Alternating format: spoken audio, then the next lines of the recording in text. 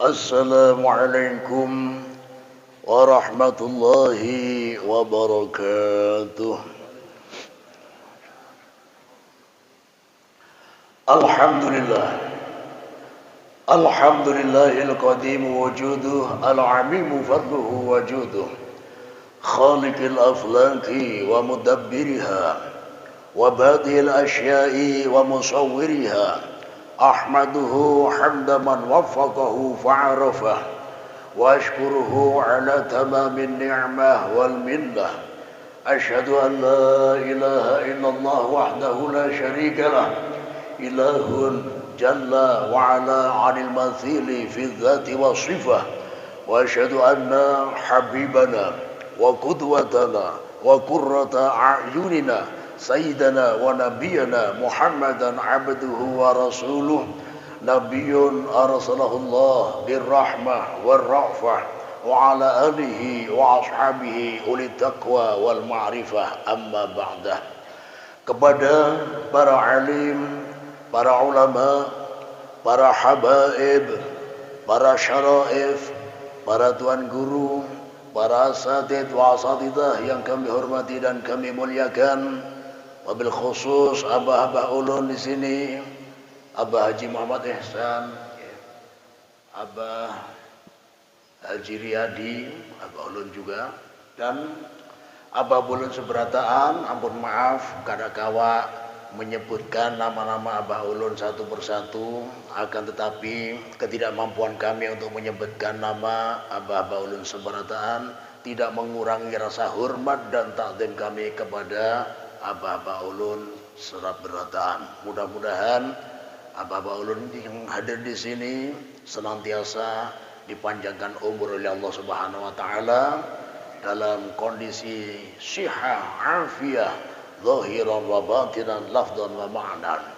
Serta para bapak, para ibu, adik-adik,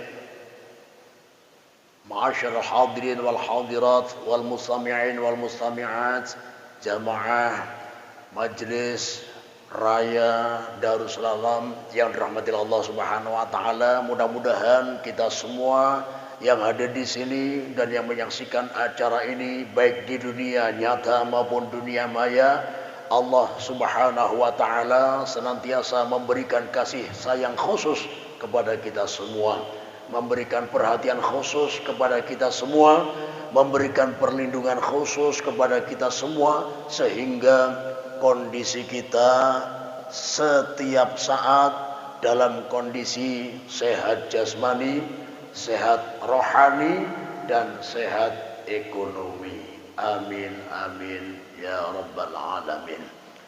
Alhamdulillah, puji syukur marilah senantiasa kita panjatkan dari lubuk hati kita yang paling dalam kehadirat Allah Subhanahu wa taala atas limpahan rahmat, taufik, hidayah dan inayahnya yang diberikan kepada kita semua, yang akhirnya pada kesempatan subuh hari ini kita bisa berkumpul bersama, bermuajahah, saling bertatap muka, wabil khusus dalam rangka memperingati kelahiran Nabi kita, Nabi besar Muhammad sallallahu alaihi wasallam.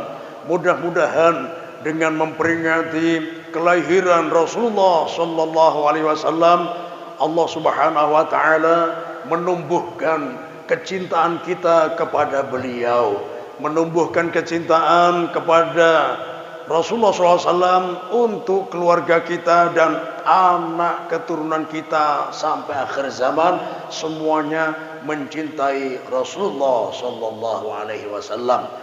Salawat dan salam marilah kita aturkan ke junjungan kita baginda Rasulullah sallallahu alaihi wasallam beserta para keluarganya, para sahabatnya dan para pengikutnya sampai akhir zaman. Sudah seyogjanya, sudah selayaknya kita bergembira dengan kelahiran Rasulullah sallallahu alaihi wasallam. Kalau bagi Rasulullah sallallahu alaihi wasallam sendiri, hari atau malam yang paling menggembirakan beliau adalah ketika Isra wal Mi'raj, karena di malam tersebut beliau bertemu dengan Allah Subhanahu wa taala.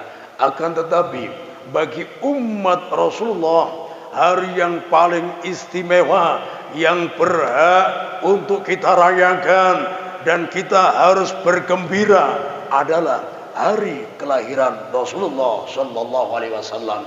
Semua akhlak, semua makhluk ciptaan Allah, antariksa, benda-benda padat, manusia, makhluk-makhluk Allah yang mulia yang lainnya, dari kalangan malaikat, dari kalangan jin, dan semua makhluk ciptaan Allah, semuanya menyambut gembira kelahiran Rasulullah Sallallahu Alaihi Wasallam.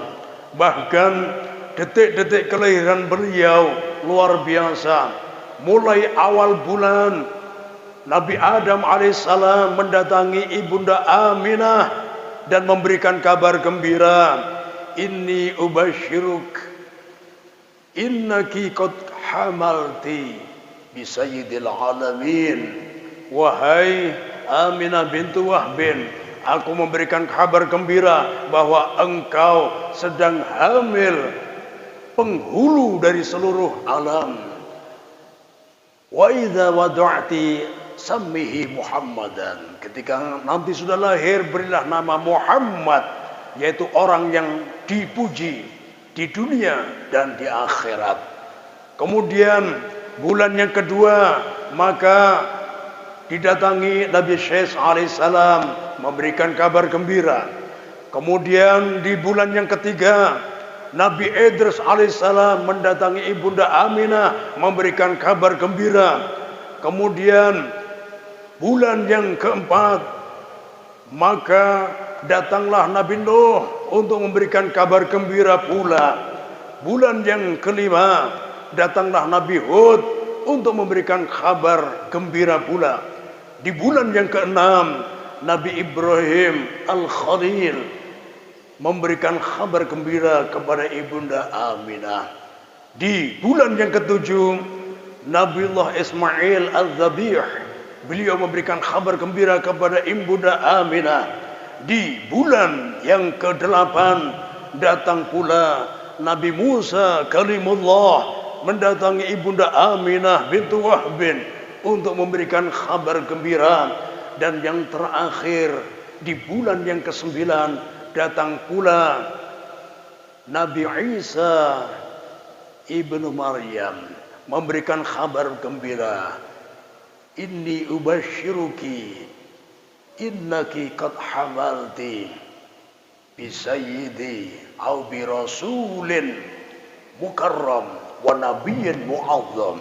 Engkau mengandung seorang bayi yang nanti akan menjadi utusan yang dimuliakan dan nabi yang diagungkan, yaitu Rasulullah Sallallahu Alaihi Wasallam. Detik-detik kelahiran beliau, muncullah dari tiang pertama sosok wanita yang sangat cantik jelita. Ketika ibunda Aminah bertanya, "Man ant?" Siapakah Anda? Maka beliau pun menjawab, "Ana Hawa Ummul Bashar." Aku adalah ibunda Hawa, ibunda kita, istri dari Nabi Adam alaihissalam, ibunya seluruh manusia. Maka bergembiralah ibunda Aminah, karena di detik-detik kelahiran beliau ternyata didampingi seorang wanita yang mulia, yang sangat cantik jelita. Kemudian keluar dari tiang yang kedua, wanita yang sangat cantik jelita pula. Ketika ditanyakan, "Man ant?" Siapakah Anda? Maka beliau pun menjawab, "Ana Sarah, zaujatu Ibrahim Al-Khalil." Aku adalah Sayyidatina Sarah, istri dari Nabi Ibrahim alaihissalam, sangat cantik jelita. Kemudian keluar dari tiang yang ketiga, ditanyakan oleh Bunda Aminah, "Man ant?" Siapakah Anda yang sangat cantik jelita? Maka beliau pun menjawab, "Ana Asiyah bintu Imran." Sayyidah Asiyah yang menjadi istri Fir'aun saat itu. Statusnya saja istri, akan tetapi setiap kali Raja Fir'aun mendekati selalu ada halangan. pasti ada halangan.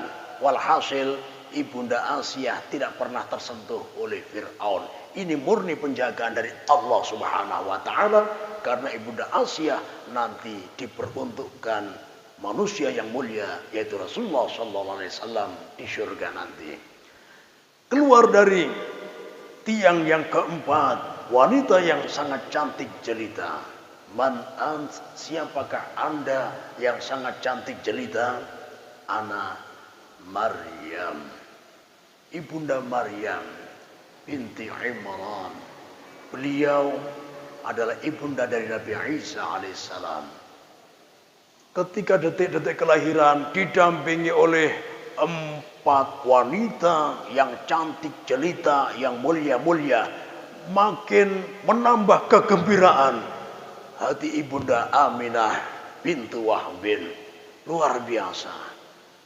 Kemudian Allah Subhanahu wa Ta'ala pun mengutus malaikat Jibril, membawa ribuan malaikat turun ke bumi hanya untuk mendampingi sekaligus menyaksikan kelahiran Nabi akhir zaman. Allah juga mengutus malaikat Ridwan supaya malaikat Ridwan membawa bidadari-bidadari yang cantik-cantik jelita. Sudah cantik jelita mulai diciptakan di saat itu, perintah dari malaikat Ridwan yang hakikatnya perintah dari Allah. Mereka pun diperintahkan untuk berdandan lagi, bersolek. Luar biasa kecantikan para bidadari di malam tersebut berlipat-lipat ganda. Diajak turun mengelilingi Ibunda Aminah. Luar biasa. Yang mendekati Ibunda Aminah 4 wanita yang cantik jelita, yang mulia-mulia. Ibunda Hawa, Ibunda Sarah, Ibunda Asiyah, Ibunda Maryam. Kemudian dipenuhi dengan bidadari-bidadari yang cantik jelita. Maka tidak ada kesedihan sedikit pun di hati Ibunda Aminah. Yang ada hanya kegembiraan yang memenuhi hati beliau dan memenuhi ruangan. Bahkan malaikat pun memenuhi kota Mekah, bahkan sampai memenuhi ke langit. Luar biasa demi menyambut kelahiran Rasulullah SAW. Dan ketika Rasulullah lahir, Ibunda Aminah tidak merasakan sakit sama sekali. Beliau hanya bisa memandang bahwa ada cahaya yang keluar dari perut beliau. Dan dengan cahaya tersebut, Ibunda Aminah sampai mampu melihat a'naqal ibil, leher-leher onta di negeri tetangga. Bukan di Mekah, tapi di negeri Syam. Ibaratkan kita di Indonesia ada onta di negeri tetangga, di Malaysia atau Singapura, kelihatan dari sini. Saking cerahnya cahaya tersebut. Dan cahaya tersebut luar biasa, memancar ke langit sampai-sampai semua pendeta dari penganut kitab Injil dari kalangan Nasrani dan pengikut kitab Taurat dari kalangan Yahudi, semuanya mencocokkan dengan kitabnya masing-masing. Dan mereka pun mengambil kesimpulan bahwa cahaya ini adalah cahaya Nabi akhir zaman. Maka mereka pun sadar bahwa di malam tersebut telah lahir Nabi akhir zaman yang menjadi juru penyelamat. Maka di malam itu pula semua simbol-simbol kekuatan selain Allah semuanya tumbang, semuanya sirna. 14 balkon di kerajaan Persia yang sangat kokoh, apabila ada musuh dipantau dari balkon ini, bahkan musuh diserang dari balkon ini, mereka tidak akan mampu memasuki kerajaan Persia tersebut. Tapi di malam tersebut 14 balkon roboh, hancur tanpa sebab. Ini kekuatan negeri Persia gugur, hancur tanpa sebab. Kemudian berhala-berhala yang disembah oleh orang-orang penyembah berhala tiba-tiba roboh, jatuh tersungkur. Ini semuanya membuat penyembah berhala heran, apa penyebabnya?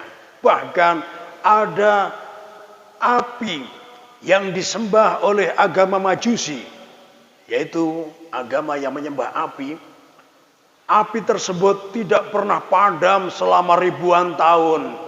Di malam itu padam tanpa sebab. Ternyata sebabnya cuma satu. Di malam tersebut lahirlah cahaya kebenaran. Semua simbol-simbol kebatilan, semua simbol-simbol kekuatan selain Allah di malam itu pula dihancurkan, dibinasakan. Hanya dengan kelahiran Rasulullah Sallallahu Alaihi Wasallam. Bahkan para jin yang biasanya dengan bebas naik ke langit, mulai malam itu dilarang naik ke langit. Walaqad zayyana as-samaa'a ad-dunya bimasabih wa ja'alnaha rujuman lisyayatin. Kami jadikan bintang-bintang di langit sebagai penerang. Wa ja'alnaha rujuman lisyayatin, dan bintang-bintang tersebut kami jadikan menjadi alat pelempar untuk setan-setan yang sedang naik ke langit mau mencuri penglihatan yang sudah ditakdirkan oleh Allah di Lauhul Mahfuz. Jadi dari malam itu bisa diambil kesimpulan bahwa setelah kelahiran Rasulullah, kabar-kabar dari paranormal, dari para dukun ini diragukan kebenarannya. Ya. Karena kalau sebelum kelahiran Rasulullah, jin bisa melihat langsung di Lauhul Mahfuz. Kemudian setelah mencuri kabar ini, dikabarkan kepada para dukun paranormal.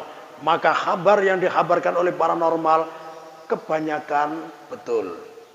Tapi setelah kelahiran Rasulullah, jin-jin ini sudah dilarang, tidak boleh naik lagi. Jadi setelah ini kebatilan-kebatilan tidak akan ada kebenarannya, semuanya batil.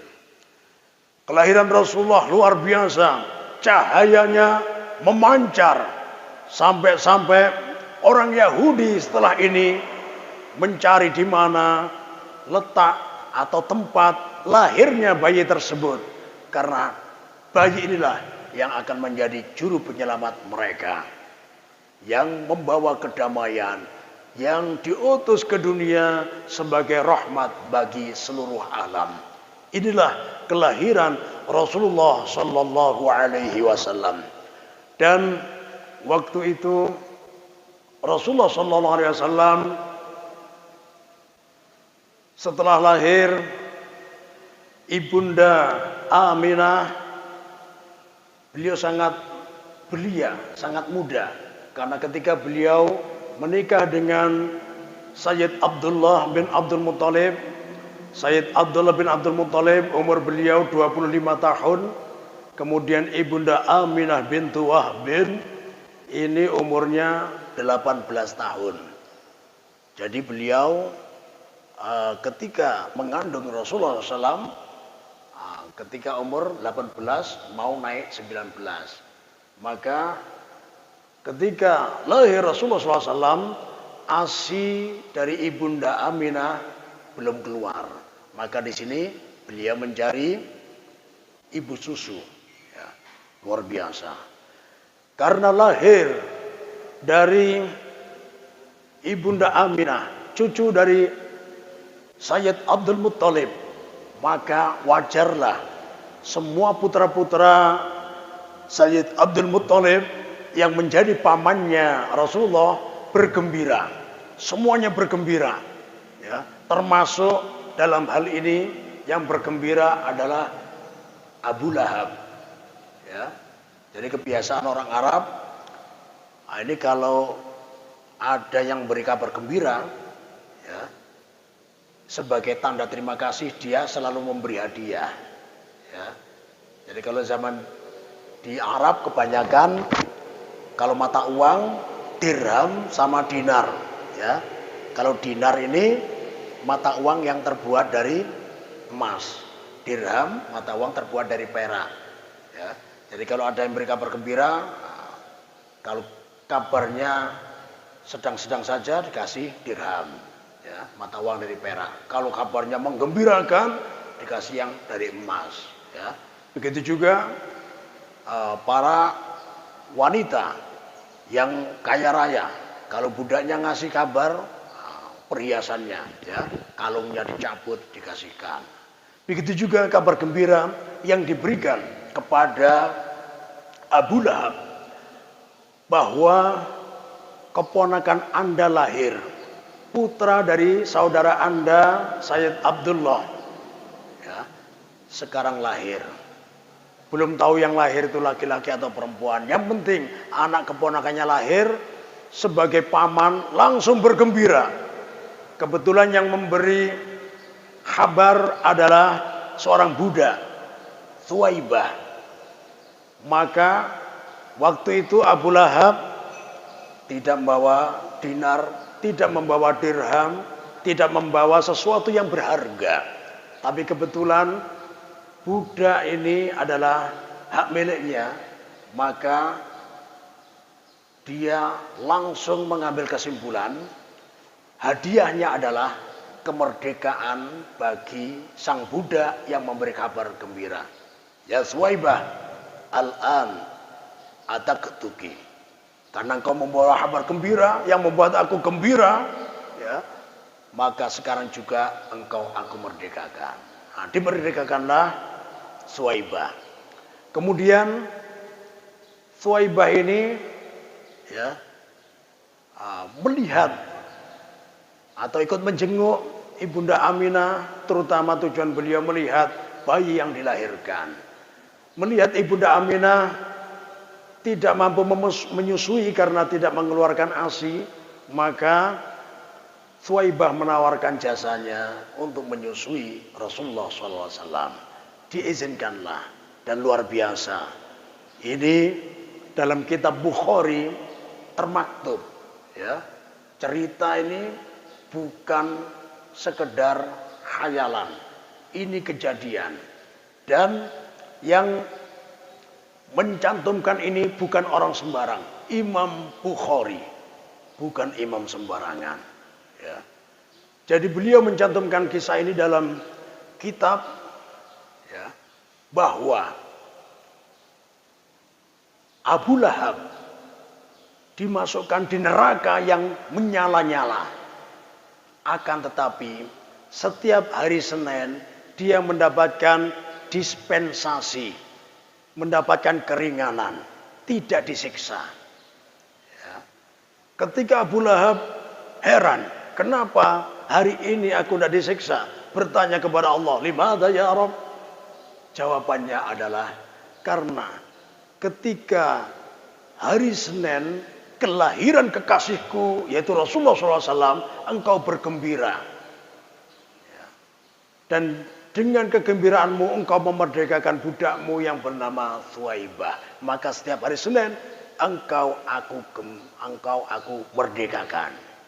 Dan sebagian riwayat menerangkan Abu Lahab tidak hanya bebas dari siksa di hari Senin, istirahat dari penyiksaan di hari Senin, tapi dia juga diberi anugerah bisa minum air susu dari dua jarinya, ibu jari dan jari telunjuk. Jadi begini, keluar air susu. Bertanya, apa alasannya? Nah, kebetulan budak yang engkau bebaskan menjadi salah satu dari ibu susunya Rasulullah SAW. Tentunya sangat membantu Rasulullah saat itu, karena Ibunda Aminah bintu Wahb masih belum mengeluarkan ASI. Luar biasa. Jadi di sini bisa menjadi bahan renungan kita bersama Abu Lahab bisa dibilang seburuk-buruk manusia. Kenapa? Karena dia masih hidup. Di masa hidupnya selalu menentang Islam. Dan di masa hidupnya sudah turun ayat yang memberikan keterangan bahwa Abu Lahab akan masuk neraka yang apinya menyala-nyala. Surah Al-Lahab. Ya. Dan ketika Abu Lahab meninggalkan dunia yang fana ini, ternyata belum beriman. Dan ini menjadi salah satu mukjizat kebenaran Al-Quran. Jadi beliau bisa luar biasa. Jadi orang yang dipenuhi keingkaran, ya, terlalu banyak dosa, tapi dia bergembira dengan kelahiran Rasulullah, yang mana dia belum tahu kalau itu utusan Allah nantinya. Yang penting dia gembira karena itu adalah keponakannya, maka diganjar oleh Allah dengan balasan yang luar biasa. Bagaimana dengan kita yang insya Allah sudah dipenuhi keimanan di dada kita, dan kita rajin bersolawat karena mencintai Rasulullah, memperingati Maulid karena kecintaan kita kepada Rasulullah, maka balasan untuk kita nanti insya Allah jauh lebih istimewa. Ya, mudah-mudahan kita nanti diberi balasan yang istimewa, dan kita memohon bersama siapa saja yang hadir di sini yang menyaksikan acara ini baik di dunia maya maupun dunia nyata, mudah-mudahan nanti dikumpulkan dengan para sahabat-sahabat yang mulia di surga yang paling tinggi, surga Al-Firdaus. Setiap saat mampu memandang wajah manusia yang paling sempurna, yang paling mulia, yang bercahaya, wajahnya begitu indah, yaitu wajah Rasulullah Shallallahu Alaihi Wasallam. Disinilah kita perlu memikir mulai sekarang. Ada sahabat yang melayani Rasulullah di rumahnya, yang bernama Thauban, yang mana beliau setiap hari memandang wajah Rasulullah gembira, hatinya tenang, tentram.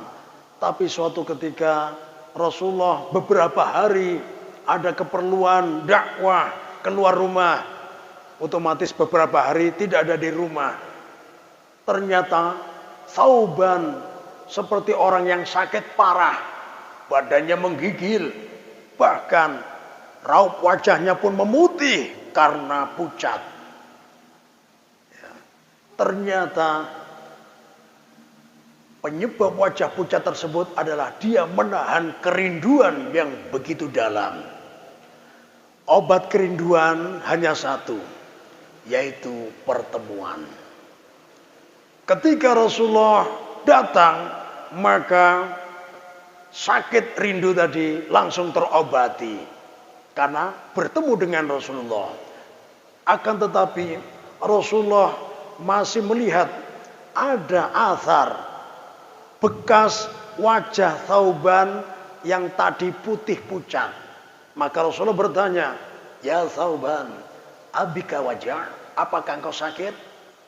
Thauban pun menjawab, "Kullu dzalik lam yakun ya Rasulullah." Itu semuanya tidak akan terjadi wahai Rasulullah. Aku tidak sakit, aku baik-baik saja. Nah, Rasulullah pun bertanya lagi, "Aku tadi lihat pengaruh wajahmu bekas pucat." "Ya wahai Rasulullah, itu karena kerinduanku kepadamu. Beberapa hari aku tidak mampu melihat wajahmu. Tiba-tiba wajahku langsung pucat seperti orang yang sakit parah. Setelah engkau datang, maka wajahku kembali normal. Alhamdulillah." Dan di saat ini aku berpikir masa depan. Nanti aku di dunia cuma beberapa hari tidak melihat wajahmu, sudah sakit seperti ini. Bagaimana nanti apabila di akhirat? Tentunya Anda, wahai Rasulullah, pasti berada di surga yang tinggi bersama para nabi, para orang-orang yang mulia. Kalau seumpamanya saya dimasukkan surga oleh Allah, pastinya derajatnya rendah. Apa gunanya masuk surga kalau tidak mampu melihat wajahmu, wahai Rasulullah? Itu kalau saya masuk surga. Tapi kalau Allah memasukkan saya ke dalam neraka, wal'iyadzu billahi tabaraka wa ta'ala, aku tidak akan mampu memandang wajahmu selama-lamanya. Di sini pun Rasulullah langsung diam 1000 bahasa. Beliau mau menjawab, tapi kita semuanya tahu, wa ma yantiqu 'anil hawa in huwa illa wahyu yuha. Tidaklah apa yang dikatakan oleh Rasulullah ini berdasarkan hawa nafsu. Apa saja yang beliau ucapkan, apa saja yang beliau kerjakan, semuanya adalah berdasarkan wahyu yang diwahyukan oleh Allah kepada Rasulullah. Maka beliau pun tidak mampu menjawab. Dan Allah Maha tahu ketika Rasulullah di hadapan Sauban, Allah pun mengutus malaikat Jibril untuk menurunkan ayat surah An-Nisa ayat ke-69. Min ba'di a'udzu billahi minasyaitonir rajim. Wa may yuti'illaha war rasula fa ulaika ma'al ladzina an'ama Allahu 'alaihim minan nabiyyin wasiddiqin wasyuhada wassalihin wa hasuna ulaika rafiqa. Barang siapa yang taat patuh pada Allah dan Rasulnya, maka dia nanti akan dikumpulkan bersama orang-orang yang mendapatkan nikmat. Yang pertama dari golongan para nabi, yang kedua golongan para siddiqin, yang ketiga golongan para syuhada, para pejuang mati syahid membela agama Allah, yang keempat orang-orang yang soleh. Mereka adalah teman-teman terbaik. Dengan turunnya ayat ini, maka Rasulullah pun mampu memberikan jawaban. Ya Sauban, al-mar'u ma'aman ahab. Seseorang nanti di hari kiamat dikumpulkan bersama orang-orang yang dicintainya.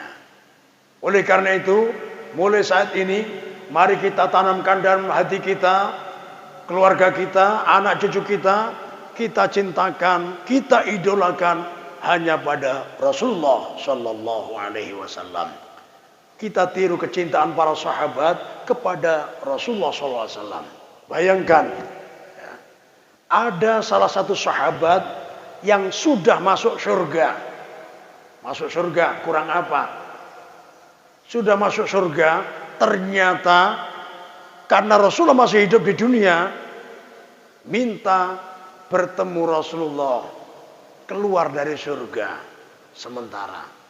Yaitu sahabat Ja'far At-Tayyar, saudara dari sahabat Ali bin Abi Thalib. Ja'far bin Abi Thalib, beliau digelari At-Tayyar karena beliau bisa terbang. Ya, dalam peperangan beliau kalau loncat seperti ya orang terbang. Ya, makanya perlu kita kenalkan kepada putra-putri kita, tokoh dalam Islam ada yang bisa terbang, bukan tokoh-tokoh fiktif yang tidak nyata. Dikenalkan yang bisa terbang, Superman, Batman, nah ini ya, ini tidak nyata. Yang nyata dari kalangan sahabat ada sahabat Ja'far At-Tayyar. Ketika beliau berperang, loncat, bisa naik kudanya musuh. Ketika musuh naik gajah, bisa lompat seperti terbang. Bahkan Rasulullah pun heran. Ya, luar biasa. Ceritanya panjang. Walhasil beliau dijuluki sahabat Ja'far At-Tayyar. Dalam perang Mu'tah, beliau mati syahid. Terpotong tangan kanan beliau. Tidak lama lagi terpotong tangan kiri beliau. Kemudian banyak tusukan. Akhirnya beliau meninggal dunia. Mati syahid di medan perang dalam rangka membela agama Allah. Dan ketika beliau dimakamkan, maka rohnya pun langsung dimasukkan Allah ke dalam surga. karena dua tangannya terpotong, maka oleh Allah digantikan dengan dua sayap malaikat. Dengan dua sayap malaikat tersebut, sahabat Ja'far At-Tayyar keliling surga dengan bebas. Ada buah-buahan surga, dia ngambil, dia nikmati. Ada buah-buahan yang lain, dia ngambil, dia nikmati. Semua kenikmatan surga, dia bisa menikmatinya. Tapi di saat itu, dia merasa ada yang kurang. Dan dia sadar, ternyata dengan berbagai macam kenikmatan, apa artinya kalau tidak ada orang yang dicintainya, yaitu Rasulullah Sallallahu Alaihi Wasallam. Akhirnya sahabat Ja'far At-Tayyar minta izin kepada Allah untuk menemui kekasihnya, yaitu Rasulullah Sallallahu Alaihi Wasallam, dan Allah mengizinkannya. Akhirnya sahabat Ja'far At-Tayyar terbang dari surga menuju ke dunia, menuju ke Madinah, sampai di samping Rasulullah. Dan yang mampu melihat, yang diberi kemampuan untuk melihat hanya Rasulullah. Para sahabat yang berada di hadapan Rasulullah tidak mampu melihat sahabat Ja'far At-Tayyar yang datang hadir di samping Rasulullah SAW. Sahabat Ja'far At-Tayyar mengucapkan salam kepada Rasulullah, makanya Rasulullah pun menjawab, Waalaikumsalam warahmatullahi wabarakatuh. Para sahabat yang berada di depan merasa mendengar Rasulullah menjawab salam. Mereka saling bertanya satu sama yang lain, apakah engkau mendengarkan Rasulullah menjawab salam? Iya, aku juga dengar. Kamu? Saya juga dengar. Mari kita tanyakan kepada Rasulullah. Wahai Rasulullah, apakah kami tidak salah dengar Anda tadi menjawab salam? Rasulullah pun senyum. Ya, Naam, iya, aku tadi menjawab salam. Kalau boleh tahu siapa yang mengucapkan salam, wahai Rasulullah? Sahibukum Ja'far At-Tayyar, yang kemarin meninggal dunia, mati syahid, dua tangannya terpotong. Allah menggantikan dengan dua sayap malaikat, bebas keliling di dalam surga, diizinkan untuk menikmati semua kenikmatan surga, tapi dia merasa ada yang kurang. Dia merindukanku, orang yang dia cintai masih di dunia, maka dia izin sama Allah dan Allah mengizinkannya. Akhirnya dia terbang, sekarang dia di hadapan kalian. Inilah yang terpenting.